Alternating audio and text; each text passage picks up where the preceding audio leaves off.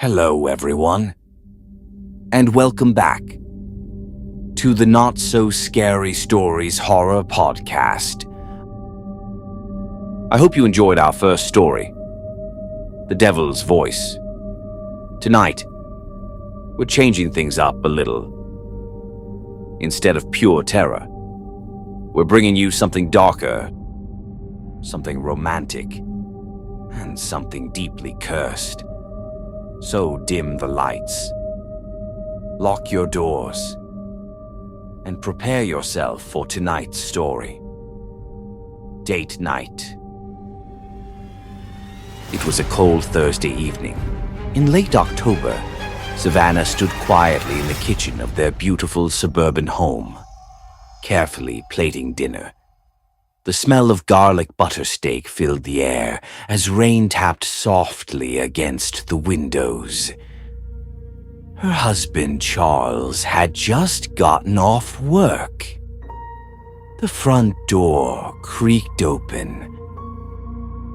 Charles stepped inside, exhausted, loosening his tie as he dropped his briefcase near the door. He walked over, kissed Savannah gently on the cheek, and smiled. Food smells amazing in here, says Charles. Savannah laughs softly. I hope you're hungry. We have ribeye steak, red potatoes, Parmesan-crusted asparagus, with a glass of red wine. I'll be right back. I left the wine in the car. Charles' footsteps slowly start fading away. As he disappears into the garage, Savannah continues to set the table. Everything felt normal, peaceful, until she noticed Charles's phone sitting beside his plate. The screen suddenly lit up. A message notification appeared. No phone number. No name. Just the words, unknown sender. Savannah frowned. Then another message appeared. Open me. Curious, she picked up the phone. The second she tapped the message, the screen turned black. Then, a distorted, static sound. A horrifying skeletal face suddenly appeared on the screen. Its hollow eyes twitched violently, as an evil laugh echoed through the speakers. A distorted voice says, I hope you're ready. Your adventure begins soon.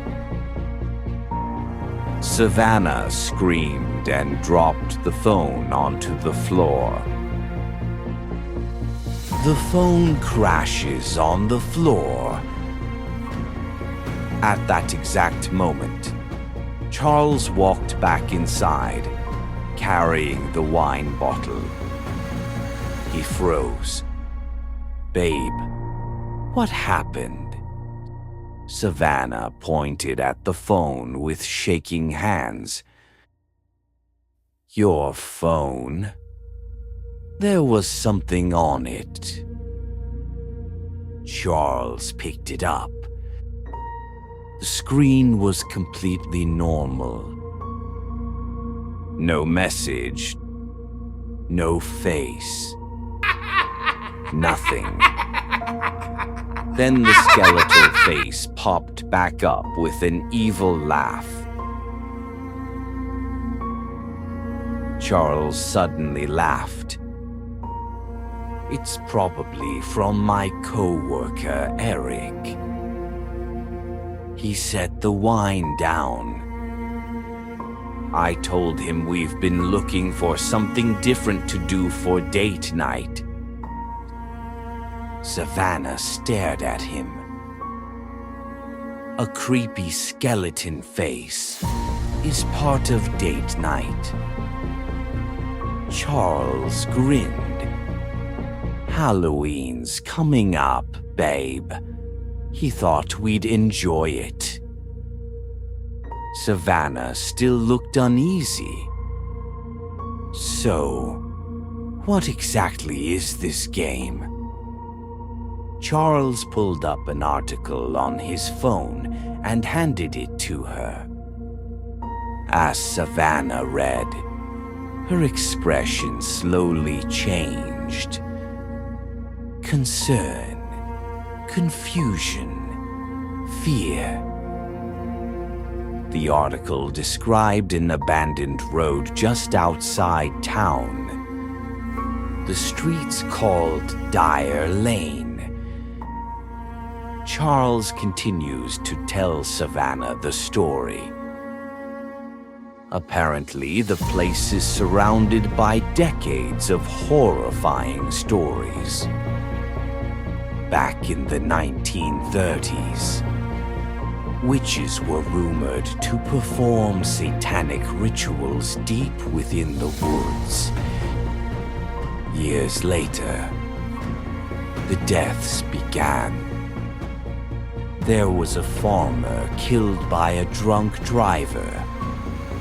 A police officer murdered during a traffic stop. Multiple disappearances, bodies never recovered. Locals claimed the road itself was cursed. Savannah turns to Charles. So how does this scary story turn into a date night? I'm glad you asked. We have to drive to Dyer Lane after sundown and stay all night. Anyone who survived until sunrise would win $1,000. But very few ever stayed. Some claimed they saw the dead police officer walking the road with a flashlight. Others saw the farmer standing silently near the trees. But the most terrifying legend was the witch. Witnesses claimed she appears just before dawn, watching from the woods, waiting. And according to the stories, the people who saw her were never the same again.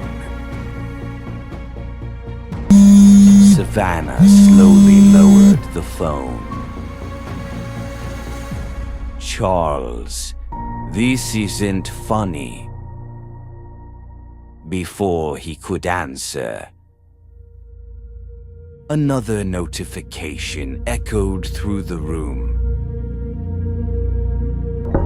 Both of them froze. The phone screen lit up by itself.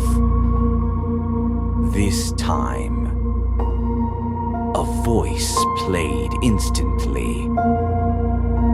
Charles, Savannah, let the games begin. There was a loud knock at the door. Savannah jumped. 3 slow knocks echoed through the house. Charles walked cautiously toward the front door. When Savannah opened it, no one was there. Only a single black envelope lying on the porch. She picked it up carefully. Inside was a handwritten note. The ink looked wet, almost like blood. It read, "Thanks for playing tonight. You're in for quite a fright. Pass through Dire Lane, and it'll be one hell of a night. And that was only the beginning. Thank you for listening to part 1 of Date Night.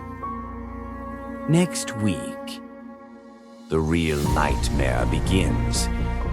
Sleep carefully tonight, because some invitations cannot be ignored.